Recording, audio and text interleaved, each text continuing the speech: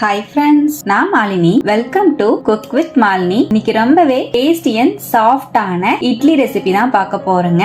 அரிசி யூஸ் பண்ணாம இட்லி நல்ல வெள்ளையா பஞ்சு போல சூப்பரா இருக்குங்க. 5 ஸ்டார் ஹோட்டலே தோத்து போயிடும், அந்த அளவுக்கு சாஃப்டா இருக்கும். நான் இந்த ரெசிபிய ஹோட்டல் வச்சிருக்கிற ஒருத்தர்கிட்ட இருந்து கத்துக்கிட்டேங்க. அவங்க இட்லிக்கு தனியா தோசைக்கு தனியா தான் மாவு அரைப்பாங்க. அவங்க சொல்லி கொடுத்த மெத்தட்ல தான் நான் இன்னைக்கு இட்லி உங்களுக்கு செஞ்சு காமிச்சிருக்கேன். ரொம்பவே சூப்பரா இருந்ததுங்க. ரொம்ப சாஃப்டான இந்த இட்லியை எப்படி செய்யறதுன்னு பார்க்கலாங்க. மாவு அரைக்கிறதுக்காக மிக்சிங் பவுல்ல மெஷர்மெண்ட் கப்ல 1 கப் அளவு உளுத்தம் பருப்பு சேர்த்துக்கலாம். வெள்ளை உளுந்து கருப்பு உளுந்து எது வேணாலும் ஆட் பண்ணிக்கலாங்க. தேவையான அளவுக்கு தண்ணி சேர்த்துட்டு உளுந்த ஒரு 2 வாட்டி வாஷ் பண்ணிக்கலாம். இப்ப தேவையான அளவுக்கு தண்ணி சேர்த்துக்கலாங்க.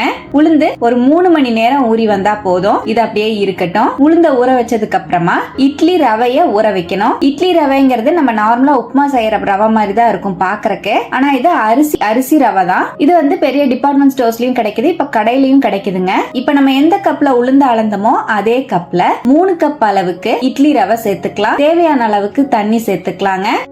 இட்லி ரவையில தேவையான அளவுக்கு தண்ணி சேர்த்துட்டேன். இதையும் ஒரு 2 வாட்டி நல்லா வாஷ் பண்ணிக்கலாம். நல்லா கை வச்சு இந்த மாதிரி களைஞ்சிட்டு, நம்ம அரிசி கழுவுற மாதிரி கழுவாம ஒரு செகண்ட் அப்படியே அந்த பாத்திரத்தை வச்சீங்கன்னா ரவை எல்லாம் அடியில நின்றும், தண்ணி மட்டும் மேல இருத்து நிக்கும். இது அப்படியே அழுங்காப்புல நீங்க வாஷ் பண்ணி எடுத்துக்கோங்க. நம்ம நார்மலா அரிசி கழுவுற மாதிரி கழுவிட்டோம்னா ரவையெல்லாம் கரைஞ்சு போயிடும். 2 வாட்டி வாஷ் பண்ணா போதும். தேவையான அளவுக்கு தண்ணி சேர்த்து இட்லி ரவையும் நம்ம ஊற வச்சுக்கலாம். 3 மணி நேரம் ஊறி வந்தாலே போதும். இருக்கட்டும். இப்ப பாருங்க, நான் ஒரு 3 மணி நேரம் உளுந்த ஊற வச்சிருந்தேன். நல்லா ஊறி வந்திருக்கு. ரொம்ப அதிக நேரம் ஊற வச்சிட்டீங்கன்னா நல்லா புசு புசுன்னு உளுந்து பொங்கி வராது. ஒரு 4 மணி நேரத்துக்குள்ள உளுந்து ஊறி வந்தாலே போதும். இப்ப உளுந்து நல்லா ஊறி இருக்கு. இதை அப்படியே மிக்ஸி ஜாருக்கு மாத்திக்கலாங்க. கொஞ்சமா தண்ணி சேர்த்துட்டு நல்லா நைஸா அரைச்சுக்கலாம். விட்டு விட்டு தண்ணி சேர்த்து அரைங்க, ஒட்டுக்க தண்ணி ஊத்த வேண்டாம். பாருங்க, உளுந்து மாவை நல்லா நைஸா அரைச்சிட்டு வந்துட்டேன். இப்ப இது அப்படியே இருக்கட்டும். நம்ம ஊற வச்சிருந்த இட்லி ரவையும் பாத்தீங்கன்னா நல்லா ஊறி வந்திருக்கு பாருங்க. தண்ணி எல்லாம் நல்லா தெளிவா இருக்கு. இப்ப அந்த தண்ணியை மட்டும் மெதுவா இருத்து எடுத்துட்டு வந்துடலாம். மெதுவா இருத்துக்கோங்க தண்ணிய.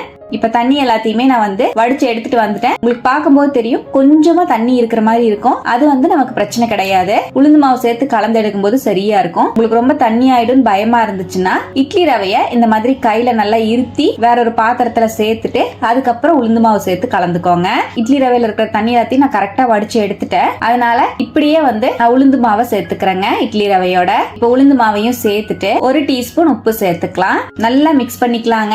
நல்லா கை வச்சு நான் அடிச்சு கலந்து விட்டுக்கிறேன். உங்களுக்கு கையில கலக்க கஷ்டமா இருந்தா நீங்க கரண்டி யூஸ் பண்ணிக்கோங்க. பாருங்க, நல்லா மாவை இந்த மாதிரி கலந்துட்டேன். நான் கை வச்சு கலக்கறனால எனக்கு சீக்கிரமாவே ஃபர்மெண்டேஷன் ஆகி வந்துரும். இப்ப மாவை நல்லா ஃபுல்லா கலந்துட்டேன். இது அப்படியே நம்ம ஒரு 8 மணி நேரம் ரூம் டெம்பரேச்சர்லயே விட்டுறலாம். மாவு நல்லா புளிச்சு பொங்கி வரட்டும்.